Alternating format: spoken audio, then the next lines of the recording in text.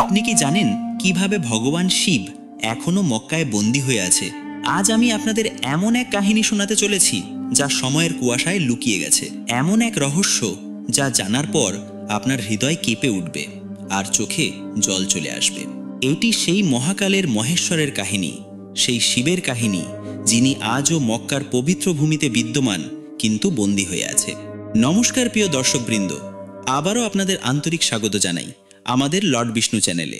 বন্ধুরা, আপনি যদি একজন হিন্দু হয়ে থাকেন তাহলে ভিডিওটি শেষ পর্যন্ত দেখার অনুরোধ রইল, কারণ মুসলিম প্রজাতির মানুষ এই কাহিনীটি খুবই ভালো করে জানেন, তাই হিন্দুদের এটি জানা খুবই দরকার। সেই সময়ের কথা যখন এই পৃথিবী আজকের মতো ছিল না। ত্রেতা যুগের সোনালী আলোয় যখন ধর্মের সূর্য আকাশের মধ্যভাগে দীপ্তি ছড়াচ্ছিল, তখন সমগ্র পৃথিবী একক সংস্কৃতি ও একক আধ্যাত্মিকতায় বাঁধা ছিল। তখন আরবের ভূমিও আজকের মতো মরুভূমি ছিল না। সেখানে সবুজে ভরা উদ্যান ছিল, নদীগুলি কলকল শব্দে বয়ে যেত, আর সেই পবিত্র ভূমির মধ্যভাগে অবস্থিত ছিল এক আশ্চর্য মন্দির, মক্কেশ্বর মহাদেবের মন্দির। হ্যাঁ, ঠিক সেই মক্কা যেখানে আজ লক্ষ লক্ষ মুসলিম জাতির মানুষ তীর্থযাত্রা করতে যায়। কিন্তু আপনি কি জানেন সেই স্থানের প্রকৃত নাম ছিল মক্কেশ্বর?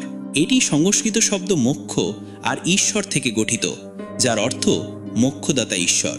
কথিত আছে যখন সৃষ্টির আদিতে ধর্মের প্রতিষ্ঠা হয়েছিল, তখন ভগবান শিব নিজেই এই স্থানটি বেছে নিয়েছিলেন। এখানেই তিনি একটি স্বয়ংভূ শিবলিঙ্গের প্রতিষ্ঠা করেছিলেন। কিভাবে বলি সেই দিব্যলিঙ্গের মহত্ব? সেটি ছিল সাদা মার্বেলের মতো, যা নিজেই আলোকিত হতো। রাত্রের বেলায় যেন আকাশের চাঁদ পৃথিবীতে নেমে এসেছে। তার ঐশ্বরিক আভায় সমগ্র মক্কেশ্বর নগর আলোকিত হতো। আর ভোরবেলায় যখন সূর্যের প্রথম কিরণ সেই শিবলিঙ্গে পড়ত, তখন মনে হতো স্বয়ং মহাকাল তার তেজ দিয়ে সমগ্র ব্রহ্মাণ্ডকে আশীর্বাদ দিচ্ছেন। সেই সময় মক্কেশ্বর মন্দিরের মাহাত্ম্য 3 লোক জুড়ে ছড়িয়ে পড়েছিল। কেবল মানুষই নয়, দেবতা, গন্ধর্ব, কিন্নর সবাই সেখানে দর্শন করতে আসত। ইন্দ্রদেবকে যখনই কোনো গুরুত্বপূর্ণ সিদ্ধান্ত নিতে হতো, তিনি প্রথমেই মক্কেশ্বর মহাদেবের সম্মুখে এসে প্রার্থনা করতেন। ব্রহ্মাজিও যখন সৃষ্টির রচনায় কোনো সংশয় পড়তেন, তখন তিনিও এসে মহাকালের কাছে নির্দেশনা চাইতেন। আর মাতা পার্বতী, কিভাবে ভুলব সেই দৃশ্য? প্রতি পূর্ণিমার রাতে আদিশক্তি নিজেই সেখানে আসতেন। তার পায়ের মধুর ধ্বনিতে পুরো মক্কেশ্বর নগর গুঞ্জিত হতো। দেখার মতো দৃশ্য ছিল তা।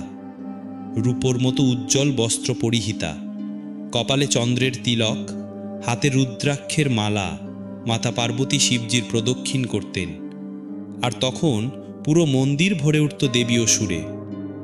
সেই সময়ে আরবে বসবাসকারী মানুষরা ছিলেন শিবভক্ত। তাদের ভাষায়ও সংস্কৃত শব্দ মিশেছিল। তারা আল্লাহ বলতো, যা আলোক শব্দ থেকে এসেছে। আলোক নিরঞ্জন অর্থাৎ যিনি দৃশ্যমান নন। তারা দিনে 5 বার পূজা করত, ভোরে সূর্যোদয়ের সময়, দুপুরে, বিকালে সূর্যাস্তের সময়, রাতে আর মধ্যরাতে। আজও কোথাও কোথাও সেই প্রথার ছাপ পাওয়া যায়। তাদের নারীরা কপালে তিলক পরত, গলায় রুদ্রাক্ষ ধারণ করত, পুরুষরা জটা রাখত, শরীরে ভস্ম মাখত, আর সর্বোপরি সবাই মক্কেশ্বর মহাদেবের দর্শনে যেত। কি সুন্দর সময় ছিল সেটি! ধর্ম, অর্থ, কাম, মোক্ষ এই 4 পুরুষে ছিল সামঞ্জস্যে। ধর্মের নামে কোনো যুদ্ধ ছিল না, কোনো বৈরিতা ছিল না। সবাই একই পরমাত্মার সন্তান ছিল এবং সবাই সেই এক ঈশ্বরের উপাসনা করত।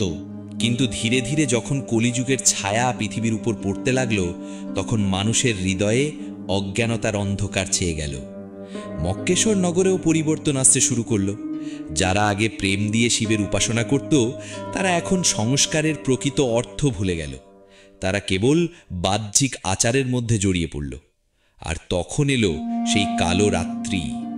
কলিযুগের প্রভাবে কিছু মানুষের মনে এক বিকৃত চিন্তা জন্ম নিল। তারা ভাবল, যদি আমরা এই দিব্য শিবলিঙ্গটিকে লুকিয়ে ফেলতে পারি, তবে কেবল আমরাই এর শক্তির অধিকারী হয়ে যাব। হায় রে মানবের মূর্খতা! তারা কি জানতো না মহাকালকে বন্দী করা যায় না? তারা কি ভুলে গিয়েছিল শিব তো সর্বব্যাপী? শুনুন, এখন আমি আপনাদের সেই রাতের কাহিনী শোনাচ্ছি, যা স্মরণ করলেই আজও আমার হৃদয় কেঁপে ওঠে। অমাবস্যার সেই কালো রাত ছিল সেটি। বাতাসও থেমে গিয়েছিল, যেন প্রকৃতি নিঃশ্বাস আটকে বসে আছে। মক্কেশ্বর মন্দিরে শিবলিঙ্গ তার ঐশ্বরিক আভা নিয়ে দীপ্ত হচ্ছিল, কিন্তু সেই রাতে সেখানে কোনো ভক্ত এলো না, কারণ কিছু স্বার্থপর মানুষ একটি ষড়যন্ত্র করেছিল। তারা নিঃশব্দে মন্দিরে প্রবেশ করল। তাদের হাতে ছিল বড় বড় পাথর এবং তারা সেই পবিত্র শিবলিঙ্গের চারপাশে একটি কালো কক্ষ তৈরি করতে লাগল। প্রথম পাথরটি যখন শিবলিঙ্গের সামনে রাখা হলো, তখন পুরো পৃথিবী কেঁপে উঠল। দ্বিতীয় পাথরটি রাখার সঙ্গে সঙ্গে আকাশে মেঘ গর্জে উঠল। আর তৃতীয় পাথরটি যখন বসানো হলো, তখন দেবতাদের চোখের জল বৃষ্টির আকারে ঝরল। কিন্তু সেই অজ্ঞ লোকেরা কিছুই বুঝতে পারল না। তারা ভাবল এসব প্রাকৃতিক ঘটনা। তারা তাদের কাজে ব্যস্ত রইল। অবশেষে যখন তারা শিবলিঙ্গটিকে সম্পূর্ণভাবে ঢেকে দিল, তখন আকাশ থেকে এক ঐশ্বরিক স্বর ভেসে এলো। হে মূর্খরা, তোমরা যা করেছ তার ফল তোমাদের এবং তোমাদের আগামী প্রজন্মকেই ভোগ করতে হবে। আমি এখান থেকে যাচ্ছি না, বরং তোমরাই আমার থেকে দূরে সরে গেছ। সেই কণ্ঠধ্বনির প্রতিধ্বনি পুরো মুক্তেশ্বর নগর কাঁপিয়ে দিল। কিন্তু সেই অন্ধকারে নিমগ্ন লোকেরা সেটিকেও উপেক্ষা করল। কিভাবে বর্ণনা করব সেই রাতের বেদনা? যখন ভগবান শিবকে তারই ভক্তরা বন্দী করল, তখন স্বয়ং মহাকালের চোখেও জল এলো। সেই অশ্রুবিন্দুগুলি পাথরের ওপর পড়ে আর পাথরগুলো কালো হয়ে গেল।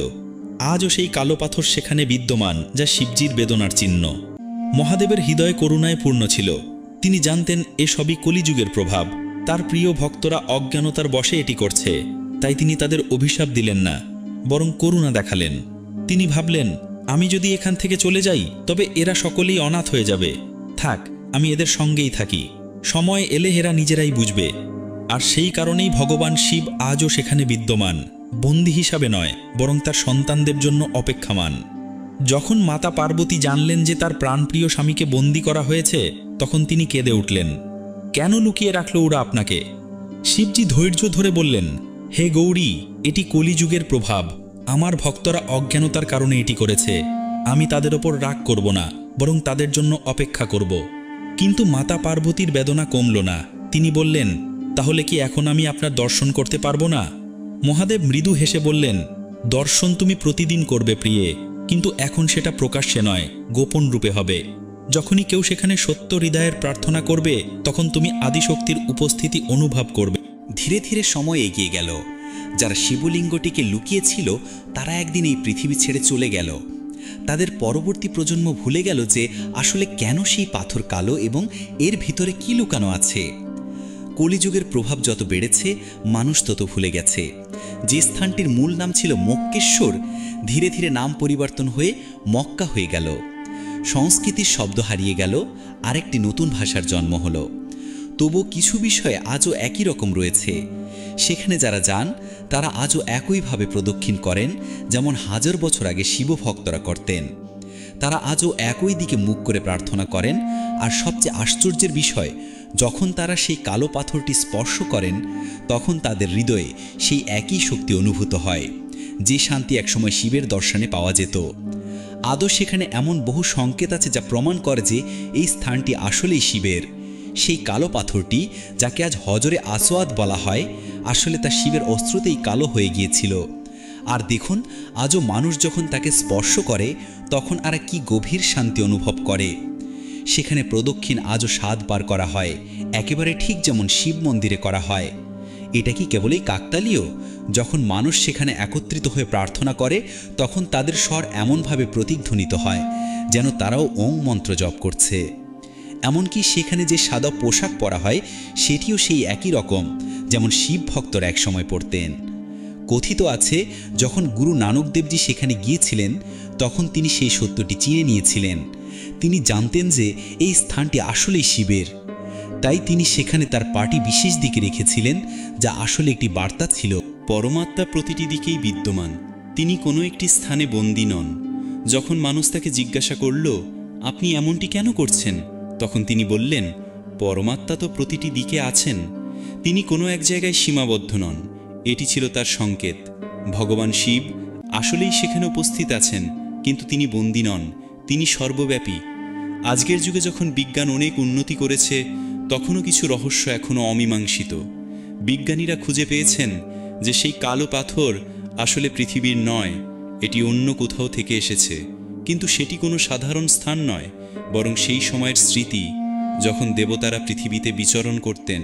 যখন সেই পাথরের পরীক্ষা করা হলো, তখন দেখা গেল এতে এমন কিছু উপাদান আছে যা সাধারণ পৃথিবীতে পাওয়া যায় না। এটি ভগবান শিবের ঐশ্বরিকতার প্রমাণ। সেই পাথর তার অশ্রু দিয়ে তৈরি, তাই তার মধ্যে আজও দেবীয় শক্তি রয়েছে। শাস্ত্রে লেখা আছে, একদিন সত্য প্রকাশিত হবে। যখন কলিযুগের অন্ধকার ক্ষীণ হতে শুরু করবে, তখন ভগবান শিব আবার প্রকাশ হবেন। সেদিন সেই কালো আবরণ সরে যাবে, আর সমগ্র বিশ্ব দেখবে সেখানে আসলেই মক্কেশ্বর মহাদেবের শিবলিঙ্গ আছে।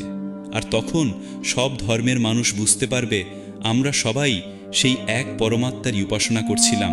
কেবল নাম ভিন্ন ছিল, কিন্তু সত্য ছিল এক। সেদিন আনন্দের দিন হবে, কারণ তখন ধর্মের নামে চলা সব যুদ্ধ থেমে যাবে। সবাই একে অপরকে ভাইয়ের মতো আলিঙ্গন করবে। বন্ধুরা, ভগবান শিব আজও সেখান থেকে আমাদের কি বার্তা দিচ্ছেন? তিনি বলছেন, আমার প্রিয় সন্তানরা, আমি এখানে আছি তোমাদের জন্যই। তোমরা আমাকে যে কোনো নামে ডাকো, আমি শুনি। তোমরা আমাকে যেখানেই খোঁজো, আমি সেখানেই মিলে যাই।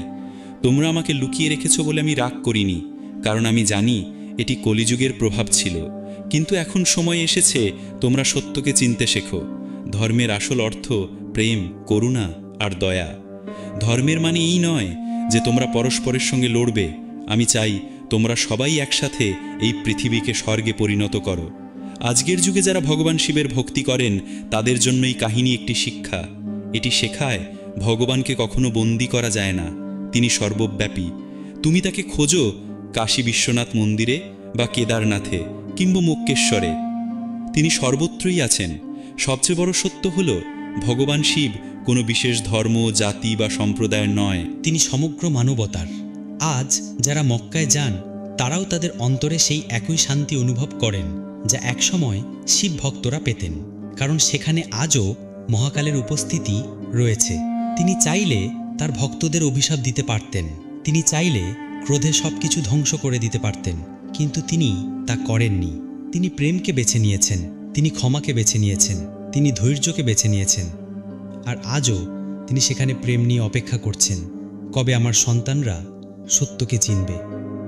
এটি আমাদের শেখায়, সব ধর্ম, সব পথ সেই এক পরমাত্মার কাছেই পৌঁছায়। তুমি তাকে শিব বলো বা আল্লাহ, গড বলো বা ওয়াইগুরু, তিনি একই।